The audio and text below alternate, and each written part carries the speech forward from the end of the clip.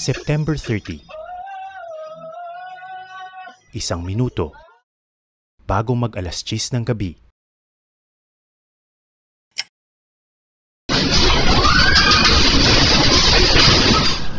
Biglang yumanig ang lupa sa Cebu.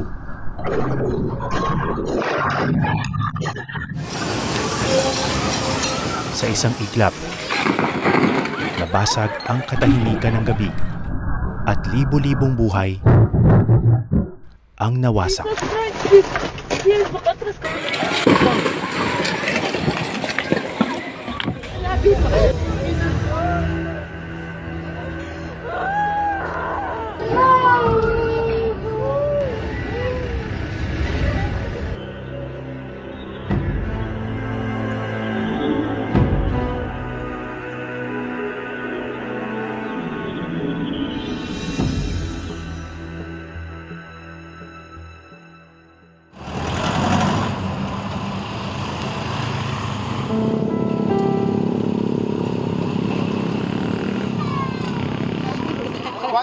Parang dito sa among tanawon ha. Salamat, ma'am.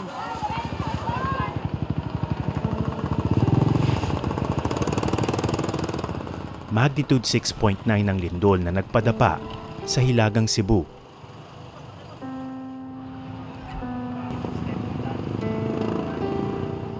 Isa sa pinakamalubhang apektado ang Bugos City.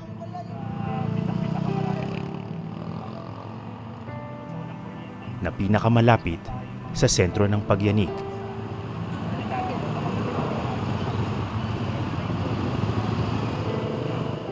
Wasak ang maraming gusali. Punit ang mga kalsada. Ang mga residente balot pa rin ng takot at pangamba. So dito sa bayan ng Bugo, lahat ng mga barangay, 29 barangays ay affected nung paglindol. At sa pinaka-poblasyon, makikita natin yung extent ng damage. Marami sa mga structures na ito ay mga sementado at nakikita nga natin na nagkanda pitak-pitak ang marami sa kanila. So bukod sa walang kuryente, hindi pa talaga makabalik ng bahay yung mga kababayan natin dito dahil sa delikado. Baka magkaroon pa ng aftershocks.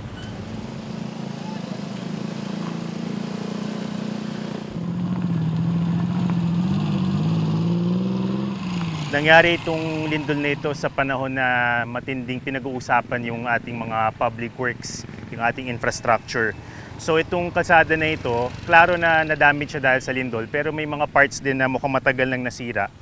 At kapansin-pansin kung titignan mo yung bitak na ito halimbawa, sa lahat ng mga crack na nakita ko, wala akong nakita na kahit na anong reinforcement na bakal.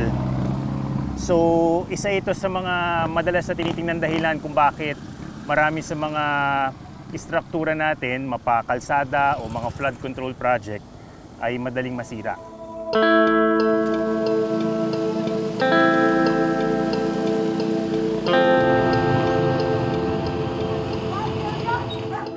Hindi pa raw nakararanas ng malakas na lindol ang mga kababayan natin sa lugar na ito.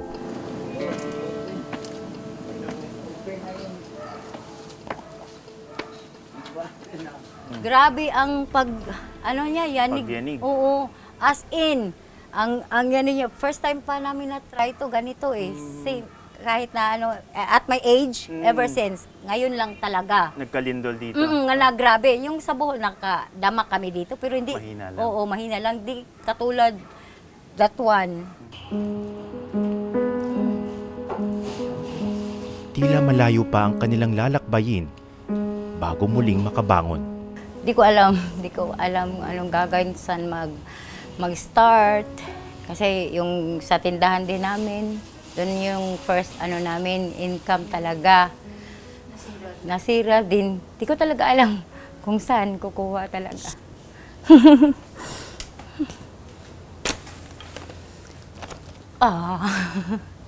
Halos wala. Tapos ang hirap-hirap pa ngayon.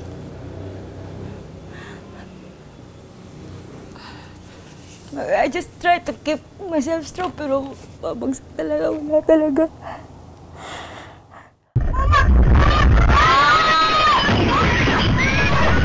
Gabi tumama ang lindol. Kaya marami sa mga kababayan natin ang nagpapahinga na sa kanilang mga tahanan. Sa isang kisap mata, bumaliktad ang kanilang daigdig. Sa gitna ng takot at gulo, isang nakapanlulumong eksena ang sumambulat. Matapos ang lindol, dali-daling umuwi galing trabaho ang isang ama. Pero ito na ang kanyang inabutan. Ang kanyang 17 taong gulang na anak na si Mia, agaw buhay na. Matapos madaganan ng pader ng gumuho nilang bahay.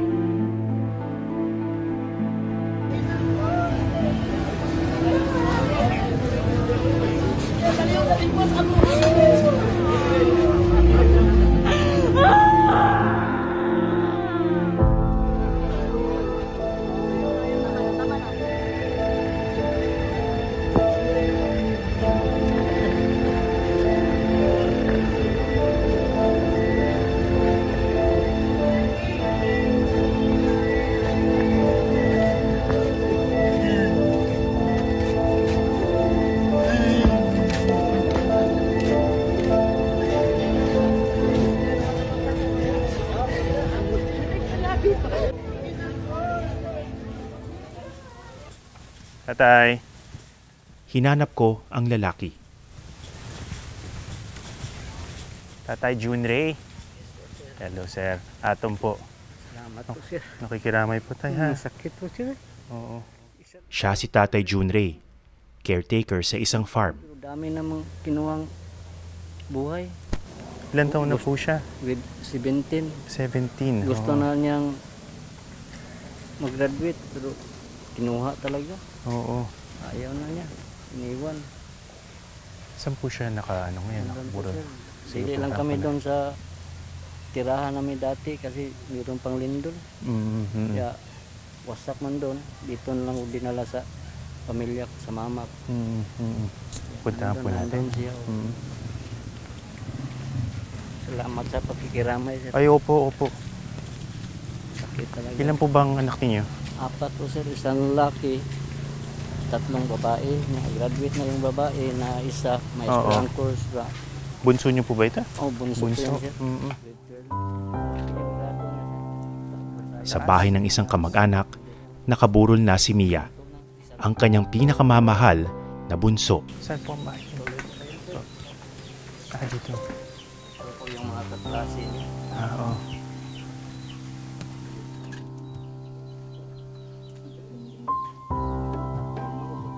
Tawag ko sa kanya. Ring ng ring, ayaw sumagot. Pangatlo, ayaw pa rin sumagot. Kapitbahay, tinawagan ko. Jer, palihog ko sa akong anak o kumusta siya. Kahit delikado at nagkabitak-bitak na ang mga daan, dali-daling umuwi si Junray sakay ng kanyang motorsiklo. Nak, sabi ko, nak, nandito na si papa mo. Magsalita ka naman.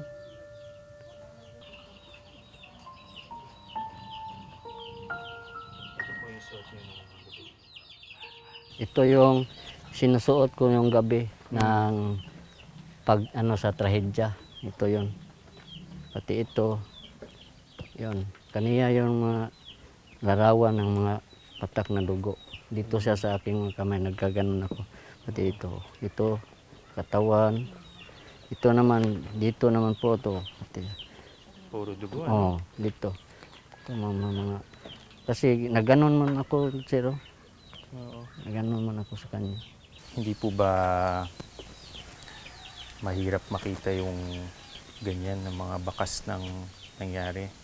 So, sa akin talaga, itapon talaga ito. Kasi nandito naman siya kahit masakit.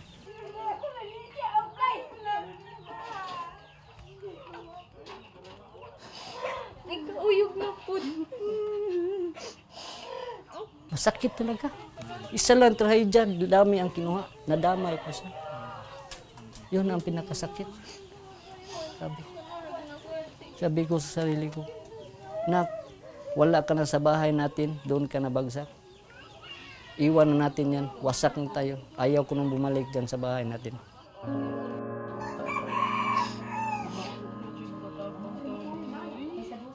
Sabi pa niya, mag-graduate lang siya. Nag-send siya sa akin yung isang buwan, malaki ang grado niya. Sabi ko, nak, patuloy mo lang yan. Para sa inyo man lang yan ang pag-aaral niyo. Salamat pa.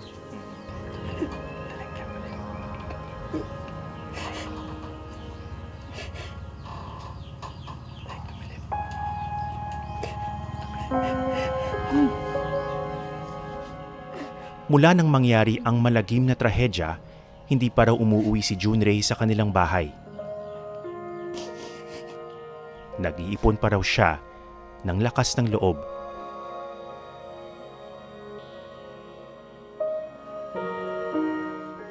Hindi lamang si Tatay Junrei ang nagdadalamhati ngayon. Sa isa pang bahagi ng bayan, 11 ang sabay-sabay na nakaburol. Lahat sila magkakamag-anak na nakatira sa paanan ng bundok. Si Tatay Silvestre, nasugatan ng ulo at paa nang gumuho ang malalaking bato sa itaas ng kanilang tahanan. Pero ang 17 taong gulang niyang anak na si Lady Jane, hindi pinalad. Biglaan kasi sir eh. Bigla yung bahay namin, bumagsak. Tapos yung anak ko lang yung nag-ano sa amin. Yung pagising namin, nagsaka namin ng ano, mga pader ng ano namin, block. Bagsak na. Bumagsak na, natabunan na. Saan po nanggaling yung gumuho yung bundok? Sa taas, bundok. Yung anak po ninyo, siya po ang pinaka natabunan. Siya po yung ano sa amin. Daanan siya ng bato. Tamaan siya dito. Bumagsak sa semento kaya mukha na dito. Saan po siya inabot? Dito sir. Kasi may pultanan dito sir.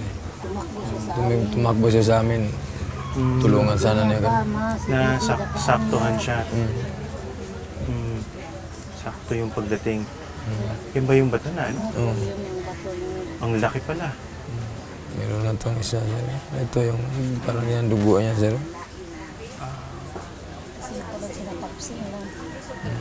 Oo.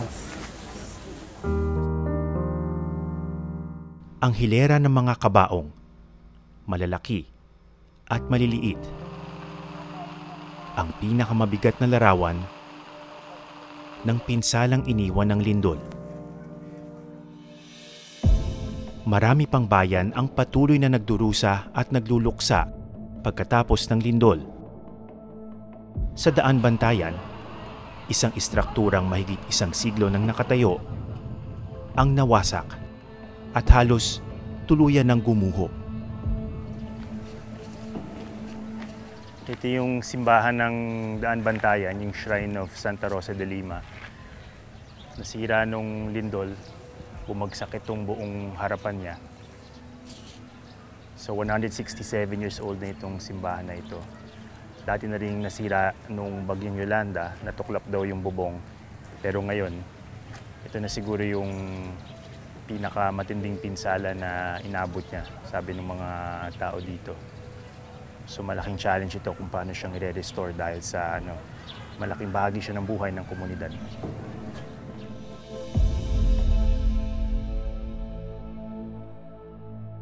Sa San Remigio, bumuka ang lupa sa gitna ng mga bahay sa isang bukid.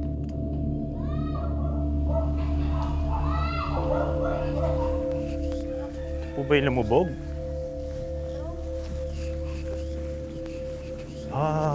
Lalim pala. Ay, laki. So ito ay isang dambuhalang sinkhole na lumitaw dito sa San Remigio pagkatapos ng lindol. halos kainin na itong bahay na ito. Kung titingnan natin yung bato, yung puti na yan, parang indikasyon na gawa sa limestone itong paligid. Kaya posibleng mahina na yung bato dahil sa ulan o sa groundwater. At dahil sa pag-uga, tuluyan na itong lumubog. Mula dito sa kinatatayuan ko, hindi ko na makita yung pinakailalim niya pero talagang malalim.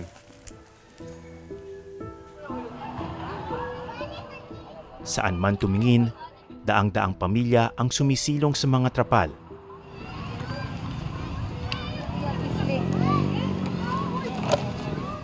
At naghihintay sa tabi ng kalsada para maabot ng tulong.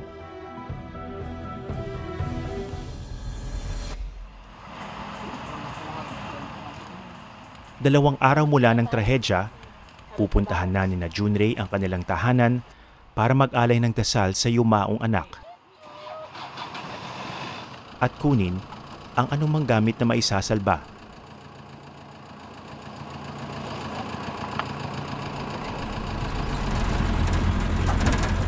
Pupunta pa kami sa bahay, hindi ko pa nakita anong nangyari doon. Kunin ko pa yung spirit niya yun. Kasi hindi pa kami nakapunta para madala namin mapasok dito. Hindi kami nakapunta noon. Anong nangyari sa bahay namin? Kasi ang sabi nila, wasak daw.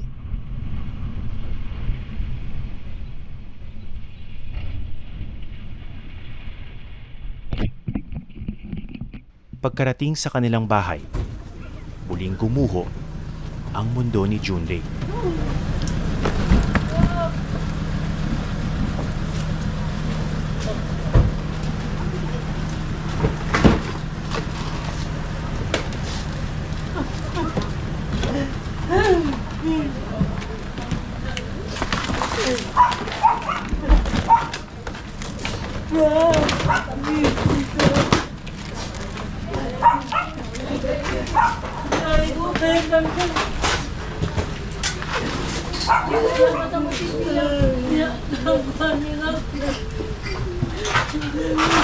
Hindi ko kayang nakakuha saya.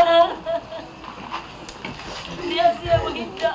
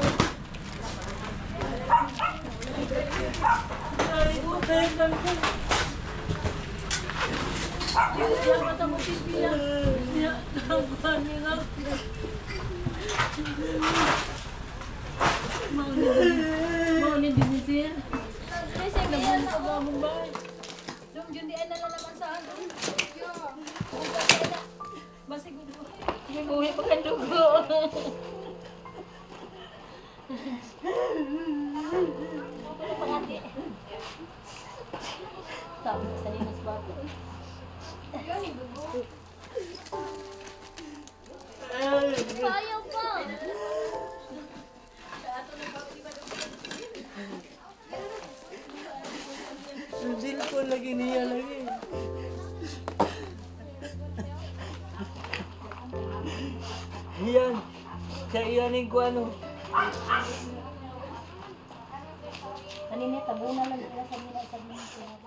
So ngayon lang nakauwi si Kuya Junrey at yung pamilya niya mula nung mangyari yung lindol. Ito yung bahay nila. Kung makikita nyo, talagang gumuho itong isang pader. At yung bahagi nga na yun ay pumasok pa loob at doon nadaganan yung kanyang bunso, si Mia. So sa ilalim nung tipak ng bato, andun pa yung mga gamit niya at mayroong pandugo. Kaya talagang na-overcome ng emotion yung pamilya na makita yung ganun.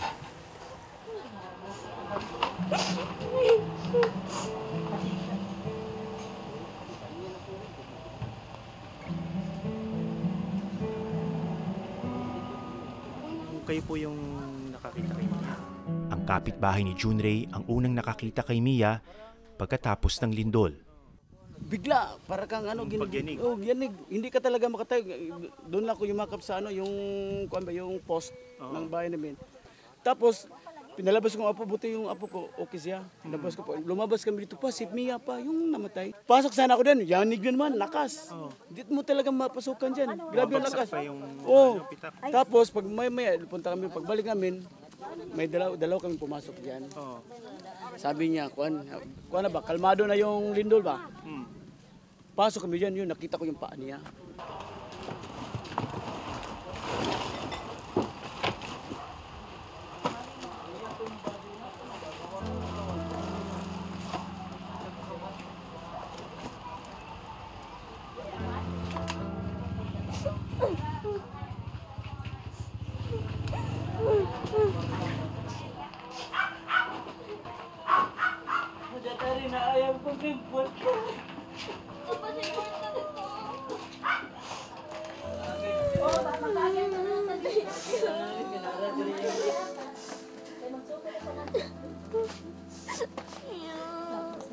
Ang picture na po yun.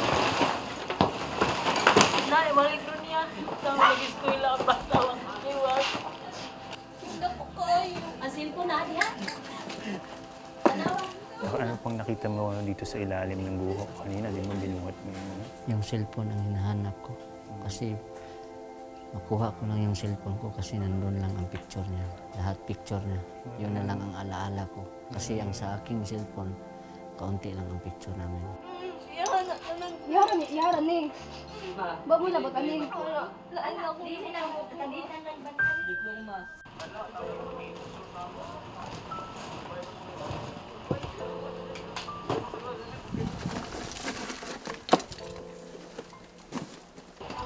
Ito na lang naalala ko, dadalhin. Kasi Ako na po ito. Sige,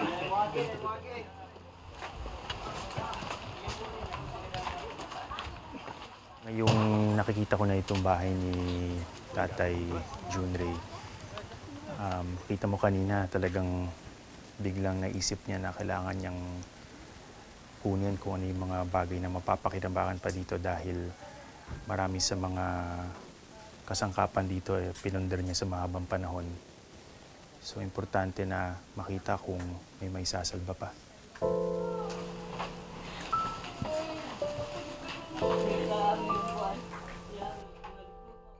Makasakit mapaisan to sinan ang mahal nga birhe maradungong kami sa Diyos ng kaambong. Mabuhig magari hulay katapusan. Amin. Jesus ko tungod Simon Santos nang napunos dugog larawan sa Ang cellphone niya mahal ni bato. Sa muling pagbabalik ni Junray sa kanilang bahay, bitbit niya ang mga alaala ng namayapang anak na patuloy na mabubuhay sa kanilang puso. At tutulong na maihimlay siya ng payapa at puno ng pagmamahal. abot na si Papa ni Moderinak. Ayaw na paghilak. Idatong kanako dito sa imong patang lawas na magkuyog ta karon. Tapos gumana to kuyog na ayaw na pagbalik diri ha. Kay di na sa kumubalik diri na.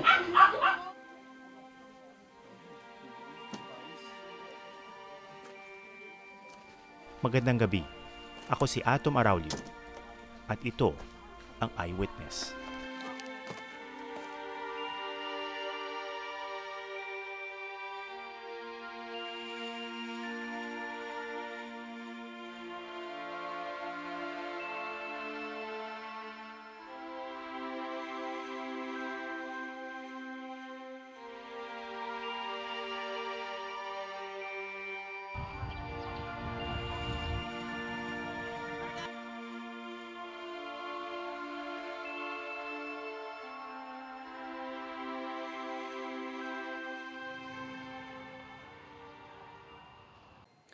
Maraming salamat sa panonood ng Eyewitness, mga kapuso. Anong masasabi niyo sa dokumentaryong ito? I-comment na yan at mag-subscribe sa YouTube channel ng GMA Public Affairs.